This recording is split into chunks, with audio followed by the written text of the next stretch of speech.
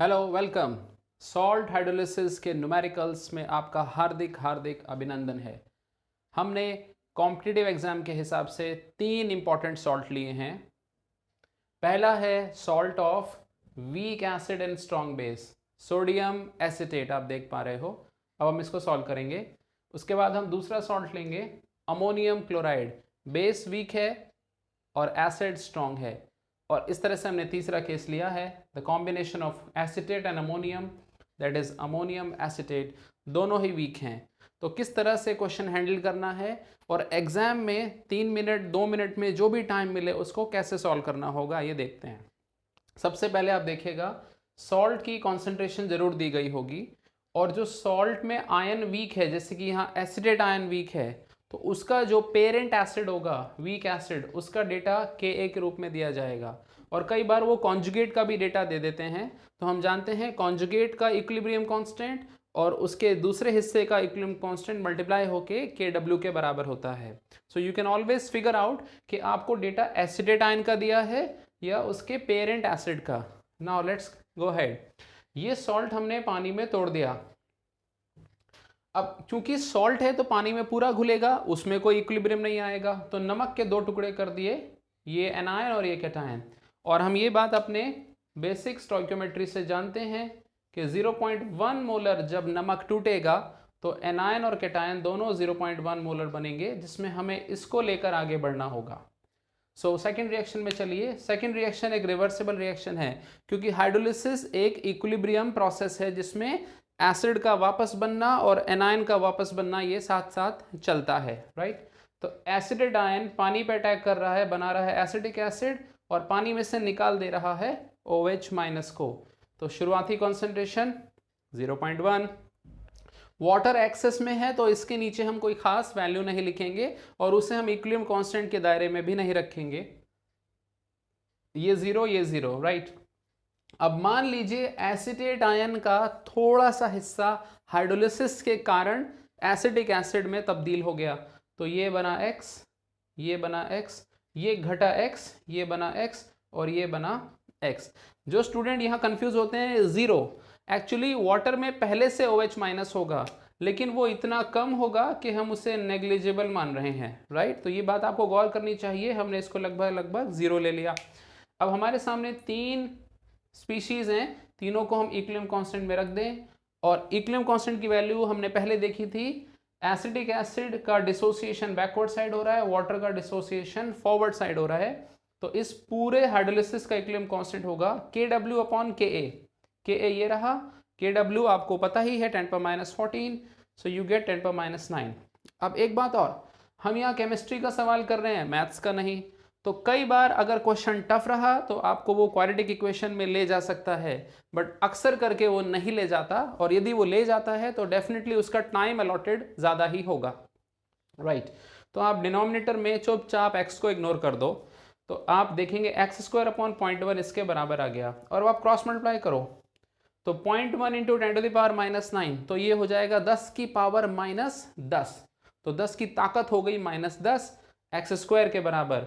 Square root लेना तो 80 आता ही है, तो x की वैल्यू हो जाएगी 10⁻⁵। और देखिए x क्या था, x वॉज OH माइनस। तो अभी हमें या तो POH मिल गया या फिर हम H+ तक कैसे पहुंचे। हम ये भी जानते हैं चाहे इक्विलिब्रियम कैसे भी हो, ये बात हमेशा ट्रू रहेगी। H+ का कॉन्सेंट्रेशन मल्टीप्लाइड बाय OH का कॉन्सेंट्रेशन हमेशा 10⁻14 के बराबर होगा, चाहे उसमें पानी हो, एसिड हो, बेस हो, नमक हो, क्योंकि इक्विलिब्रियम हमेशा री एस्टैब्लिश हो जाते हैं। तो यहाँ पर OH की वैल्यू आ चुकी है, अब यहाँ रख दीजिए। H+ की आ जाएगी 10⁻⁹, और जितनी 10 की पावर माइनस में होती है उसे ही pH के बराबर रखते हैं। तो आप देखिए इसमें 2 बातें सिद्ध हो गई। एक तो हाइड्रोलाइज हुआ, बेसिक मीडियम आया, और बेसिक मीडियम का pH 7 से ऊपर आना ही चाहिए। तो pH 9 आ रहा है, यानी सोडियम एसिटेट अच्छा खासा बेसिक मीडियम होगा और लिटमस को ये ब्लू कलर का कर देगा। Now let's come to the second salt, ammonium chloride. 0.1 molar लिया है। फिर से देखिए आयन का कॉन्सेंट्रेशन यहां से मिलेगा और आयन के पेरेंट बेस का हमें Kb दिया गया है 10⁻⁶। अमोनिया थोड़ा सा और कमज़ोर होता है एसिटिक एसिड से, तो डेटा हमने मैनिपुलेट किया। ये डेटा आपको बुक्स में अलग भी मिल सकता है, but to have a smooth understanding we have taken them to be smooth powers, right. तो अमोनियम क्लोराइड के टुकड़े कर दो, अमोनियम और क्लोराइड। अब देखो बच्चों, अमोनियम की कॉन्सेंट्रेशन हाथ में आ गई 0.1, जैसे कि वहां मिली थी। अब इसको पानी के साथ ले जाओ। अब यहां देखिए 0.1 में से आपने x को हाइड्रोलाइज करवा दिया, तो ये बना x और ये बना x।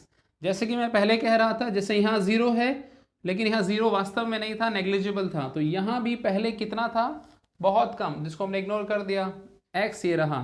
फिर से इक्वेशन बनी x² अपॉन दिस थिंग, और इक्विलिब्रियम कांस्टेंट क्या आया, KW अपॉन KB, तो रख दो, यू विल गेट दिस।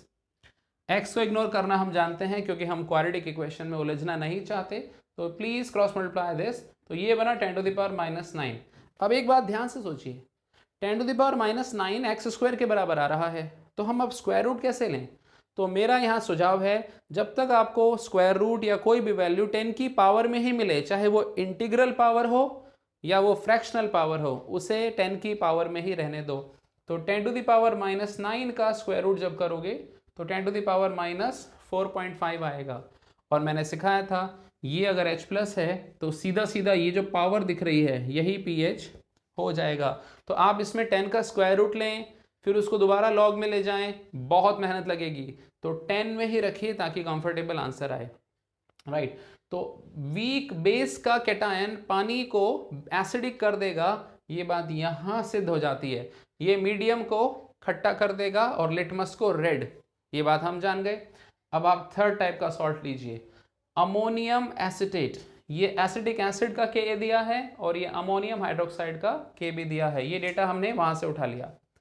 अब अमोनियम एसिटेट को पहले तोड़ दो, एसिटेट और अमोनियम 0.2 मोलर था, तो जितना ये बनेगा उतना ही ये बनेगा, और वो पूरा इधर आ गया।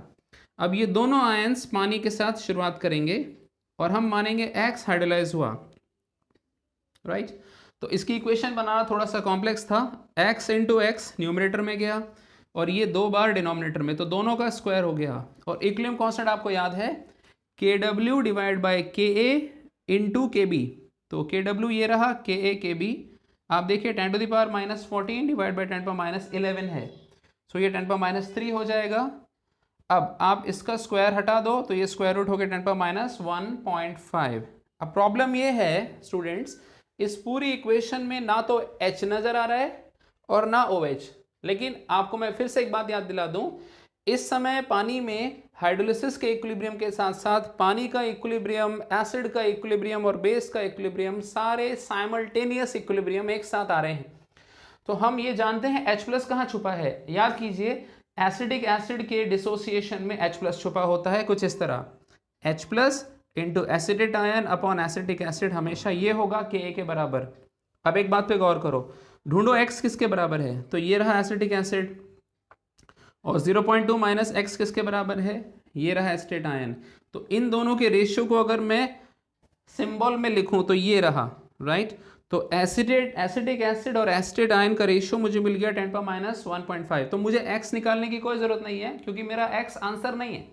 अब मैं इस रेशियो से काम चलाने वाला हूं, देखो H plus into acetate upon acetic acid ये होता ही है। अब आप इस चीज को जब क्रॉस मल्टीप्लाई करोगे तो ये आ जाएगा नीचे और ये आ जाएगा ऊपर, तो ये रेशियो इसके साथ चला जाएगा, यानी this thing into this thing, यानी ये दोनों मल्टीप्लाई होंगे तो 10 की दोनों नेगेटिव पावर बढ़ के ये हो जाएगी। और आपको सिखाया था कि pH 10 की नेगेटिव पावर ही होती है, तो 10 की power -6.5 is this the pH। अब गौर करने की बात ये है, इसका pH 7 से कम क्यों आया, तो इसका जवाब स्टूडेंट ऐसे ढूंढते हैं कि इसका pH 7 से कम आया तो ये एसिडिक हो गया। तो बच्चे जवाब देते हैं, देखो सर एसिडिक वाले का डिसोसिएशन कांस्टेंट ज़्यादा है बेस वाले से। तो अगर स्टूडेंट ये आंसर देता है कि अमोनियम एसिटेट का pH एसिडिक इसलिए आया क्योंकि एसिड वाला पार्ट स्ट्रांग है एसिटिक एसिड में और अमोनिया हाइड्रोक्साइड थोड़ा कम है, देखो इसका K ज़्यादा है। ये आंसर तो ठीक लगता है बट ये बिल्कुल ही उल्टा आंसर है। ना तो इस नमक में एसिडिक एसिड रिएक्शन कर रहा है ना अमोनियम। आंसर ये होगा इन दोनों में जो ज्यादा वीक है वो ये है, तो अमोनियम हाइड्रोक्साइड ज्यादा कमजोर है, तो अमोनियम कैटायन की बात ज्यादा मानी जाएगी।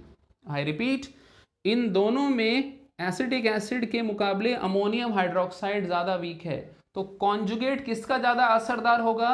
अमोनियम हाइड्रोक्साइड का, यानी अमोनियम कैटायन ज्यादा असर दिखाएगा। और ये बात हमें याद है कि जब भी कैटायन पानी से हाइड्रोलाइज करेगा वो पानी में एसिडिक मीडियम बनाएगा। तो इस नमक का मीडियम एसिडिक इसलिए नहीं आया कि Ka ज्यादा है, इस नमक का pH एसिडिक इसलिए आया क्योंकि Kb कम है और उसका कॉन्जुगेट अमोनियम ज्यादा इफेक्टिव है। So these are the representative questions of all the competitive examinations which you will face. तो इनको अच्छे से देख लीजिए और डिराइव कर लीजिए। Right, good wishes to you.